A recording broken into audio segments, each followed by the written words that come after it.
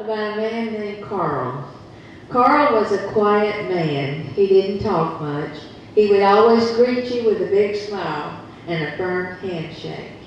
Even after living in our neighborhood for over 50 years, no one could really say they knew him very well. Before his retirement, he took the bus to work each morning. The lone sight of him walking down the street often worried us. He had a slight limp from a bullet wound that he received in World War II. Watching him, we worried that although he had survived World War II, he may not make it through our changing uptown neighborhood with its ever-increasing random violence, gangs, and drug activity. When he saw a flyer at our local church asking for volunteers for caring for the gardens behind the minister's residence, he responded in his characteristically unassuming manner. Without fanfare, he just signed up. He was well into his 87th year when the very thing we had always feared finally happened. He was just finishing his watering for the day when 3 gang members approached him. Ignoring their attempt to intimidate him, he simply asked, "Would you like a drink from the hose?" The tallest and toughest looking one of the 3 said, "Yeah, sure," with a male, violent little smile. As Carl offered the hose to him, the other 2 grabbed Carl's arm, throwing him down. As the hose snaked crazily over the ground, dousing everything in its way, Carl's assailant stole his retirement watch and his wallet and then fled. Carl tried to get himself up, but he had been thrown down on his bad leg. He lay there trying to gather himself as the minister came running to help him. Although the minister had witnessed the attack from his window, he couldn't get there just fast enough to stop it. "Carl, are you okay? Are you hurt?" the minister kept asking as he helped Carl to his feet. Carl just passed a hand over his brow and sighed, shaking his head. "Just some punk little kids. I hope they'll wise up someday." His wet clothes clung to his slight frame as he bent to pick up the hose. He adjusted the nozzle again and started the water. Confused and a little concerned, the minister asked, "Carl, what are you doing?" "Well, I've got to finish my watering. It's been very dry lately," came the calm reply from Carl. Satisfying himself that Carl really was all right, the minister could only marvel. Carl was a man from a different time and a different place. A few weeks later, the 3 returned. Just as before, their threat was unchallenged. Carl again offered them a drink from the hose. This time they didn't rob him. They wrenched the hose from his hand and drenched him head to foot in the icy water. When they had finished their humiliation of him, they scondered off down the street, throwing catcalls and curses, falling all over one another, laughing at the hilarity of what they had just done. Carl just watched them.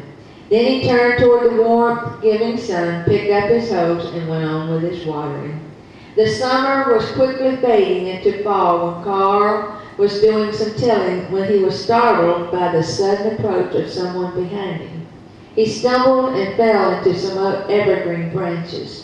As he struggled to regain his footing, he turned to see this tall leader of his summer tormentors reaching down for him. He braced himself for the expected attack. "Don't worry, old man. I'm not going to hurt you this time." The young man spoke softly, still offering the tattooed and scarred hand to Carl. As he helped Carl get up, the man pulled a crumpled bag from his pocket and handed it to Carl. "What's this?" Carl asked. "It's your stuff." The man explained. "It's your stuff back, even the money in your wallet." "I don't understand," Carl said. "Why would you want to help me now?"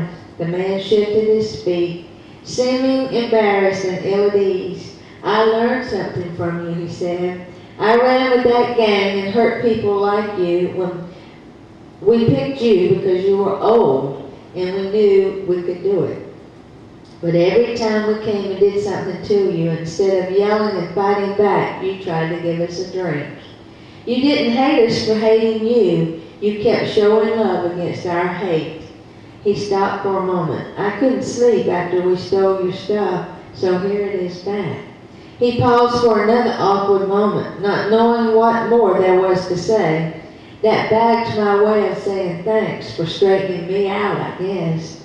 And with that, he walked off down the street.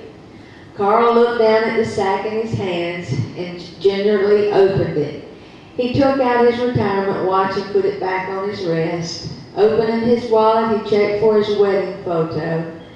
He gazed for a moment at the young bride that still smiled back at him from all those years ago. He died one cold day after Christmas that winter.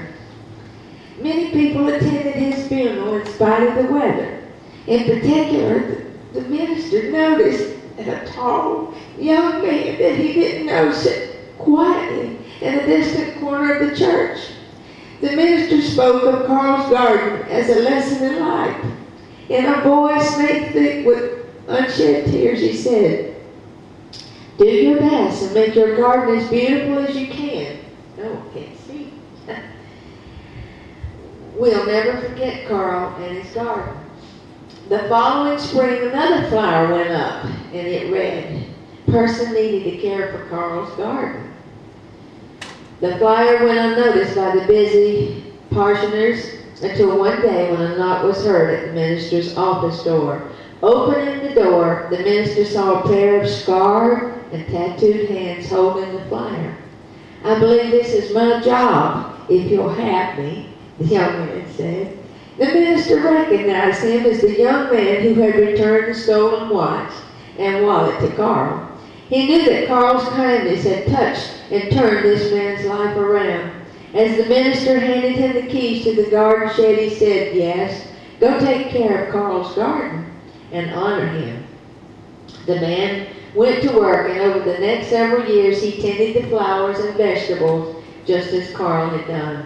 During that time he went to college, got married, and became a prominent member of the community. But he never forgot his promise to Carl's memory and kept the garden as beautiful as he thought Carl would have kept it. One day he approached the new minister and told him that he couldn't care for the garden any longer. He explained with a shy and happy smile, "My wife just had a baby boy last night, and she's bringing him home on Saturday." "Well, congratulations," said the minister as he was handed the garden shed keys. "That's wonderful.